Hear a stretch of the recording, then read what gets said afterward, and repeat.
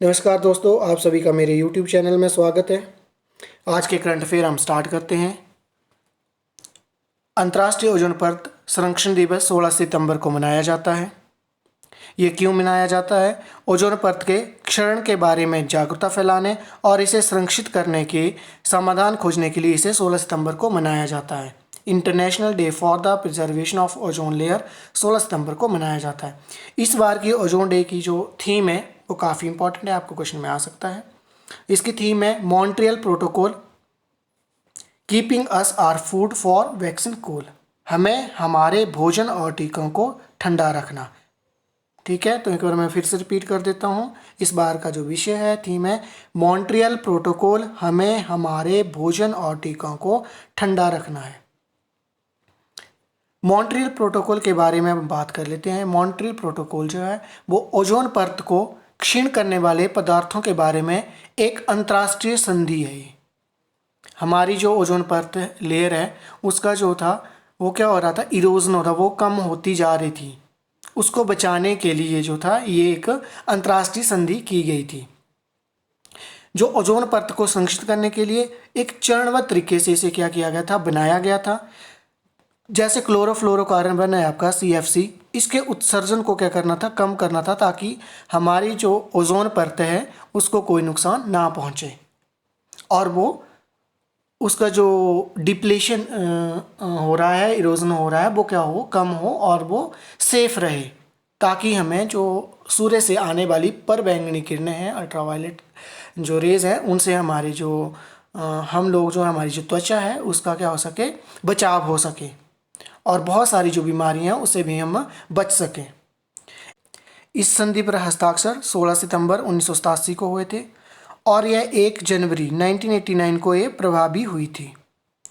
इसकी पहली बैठक, ये काफ़ी बार पूछा गया है पेपर में, पहली बैठक जो हुई थी 1989 को हुई थी हेलसिंकी में। ये बहुत इंपॉर्टेंट है और इसमें संशोधन हुए हैं, 7 संशोधन हुए हैं। तो इसकी पहली जो बैठक हुई थी 1989 में हुई थी, ठीक है, हेलसिंकी में हुई थी और इसमें कितने संशोधन हुए हैं, 7 संशोधन। और ये हस्ताक्षर हुए थे वो 16 सितंबर 1987 को हुए थे। काफ़ी इंपॉर्टेंट है, याद रखना है। कोफी अनन जो हैं इनके द्वारा कहा गया था, इन्होंने कहा कि अंतर्राष्ट्रीय समझौतों में सबसे सफल जो समझौता रहा है वो मॉन्ट्रियल प्रोटोकॉल ही रहा है। तो मॉन्ट्रियल प्रोटोकॉल जो है वो अंतर्राष्ट्रीय समझौतों में सबसे सफल समझौता रहा है। कितने देशों ने इसको मान्यता दी है?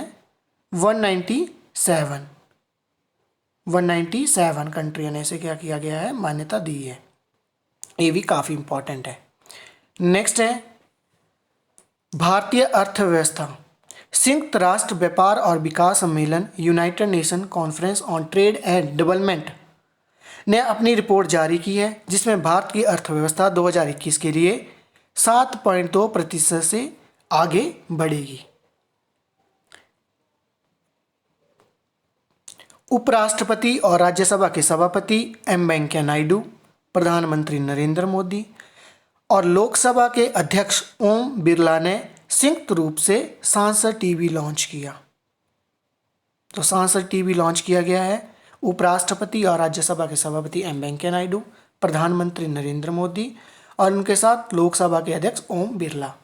लोकसभा के अध्यक्ष हैं ओम बिरला, आपको ये याद रखना है, काफ़ी इंपॉर्टेंट है कि हमारे लोकसभा के अध्यक्ष कौन है, ओम बिरला।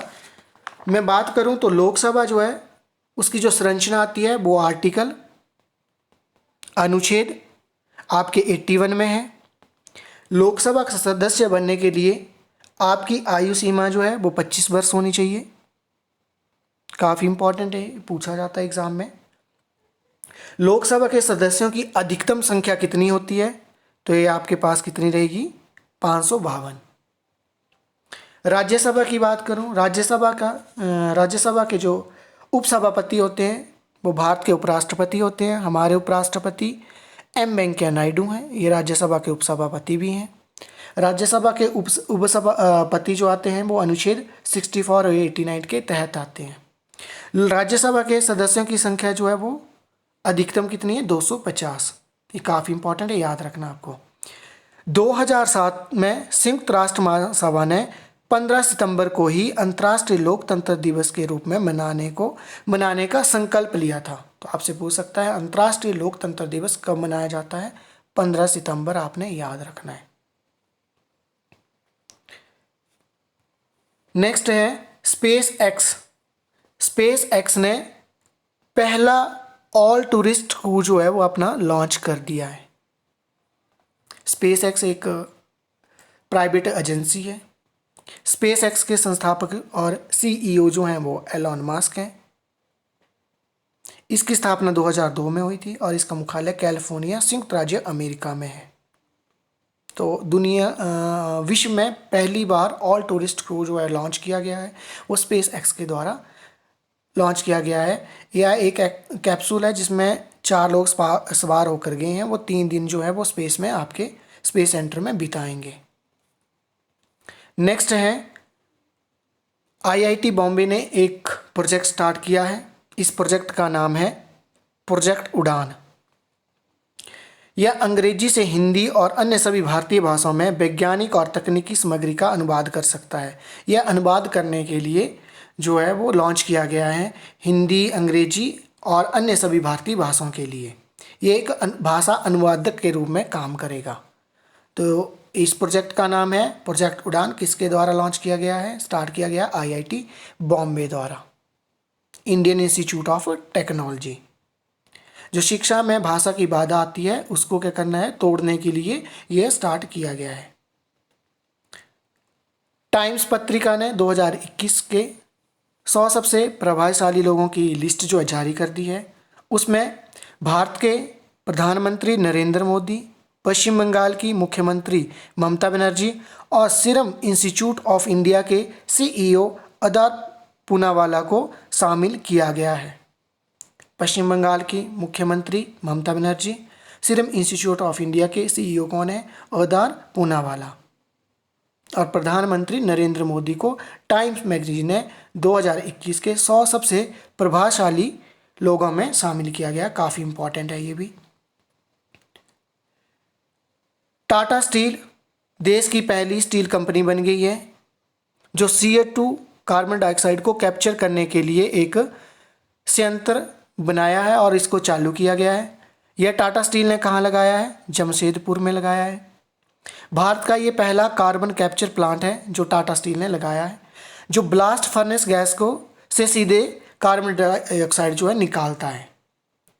CCU प्लांट का उद्घाटन, इस प्लांट का जो उद्घाटन किया है वो टाटा स्टील के CEO और MD TV नरेंद्र ने किया है। तो आपको याद रखना है कि भारत की पहली स्टील कंपनी कौन सी है जिसने कार्बन डाइऑक्साइड कैप्चर करने के लिए एक संयंत्र लगाया है? तो वो है टाटा स्टील। और कहाँ पे लगाया गया है? जमशेदपुर में। ये याद रखना है आपको, ठीक है, काफ़ी इंपॉर्टेंट है। और ये प्रतिदिन कितने टन CO2 ग्रहण करेगा? 5 टन। कितने टन? 5 टन जो है इसका ग्रहण करेगा। और ये पुनः कार्बन डाइऑक्साइड को पुनः उपयोग भी करेगा। ये सर्कुलर कार्बन अर्थव्यवस्था को बढ़ावा देने के लिए कंपनी कैप्चर किए गए कार्बन डाइऑक्साइड का साइट पर पुनः उपयोग भी करेगा और उस कार्बन डाइऑक्साइड को जो कैप्चर करेगा उसका क्या करेगा? उपयोग कर लेगा। नीति आयोग ने कार्यक्रम स्टार्ट किया है, शून्य कार्यक्रम। अमेरिकी स्थित रॉकी माउंटेन इंस्टीट्यूट और RMI इंडिया के सहयोग से इस शून्य कार्यक्रम को स्टार्ट किया गया है। इसका उद्देश्य है प्रदूषण को कम करना, यानी प्रदूषण रहित हमें अपने इन्वायरमेंट को बनाना है। ये तभी हो सकता है जब हम क्या कर सकते हैं? इलेक्ट्रॉनिक वाहनों को क्या करेंगे? बनाना स्टार्ट करेंगे और उनको बढ़ावा देंगे। तब हम क्या कर सकते हैं? शून्य प्रदूषण रहित जो है अपने इन्वायरमेंट को बना सकते हैं। तो शून्य प्रोग्राम किसने स्टार्ट किया है? नीति आयोग ने। क्या काम है इसका? इलेक्ट्रॉनिक जो वाहन है हमारे उनको बढ़ावा देना है। केंद्रीय सड़क परिवहन मंत्री कौन है हमारे? नितिन गडकरी जी। इन्होंने एक रोड सेफ्टी के लिए एक प्रोजेक्ट लॉन्च किया है, iReset। इसका उद्देश्य है सड़क में जो दुर्घटनाएं हो रही हैं उनको कम करना है, उन घटनाओं का जो जिम्मेदार कारक हैं उनके पता लगाना है और साथ में उनका क्या करना है? समाधान करना है कि दुर्घटनाएं क्यों हो रही हैं, क्या कारण है और उन कारणों का क्या करना है? समाधान करना है। आर्टिफिशियल इंटेलिजेंस संचालित परियोजना है आईसैट। इसका मतलब है प्रौद्योगिकी और इंजीनियरिंग के माध्यम से सड़क सुरक्षा के लिए बुद्धिमान समाधान, intelligent solution for road safety through technology and engineering.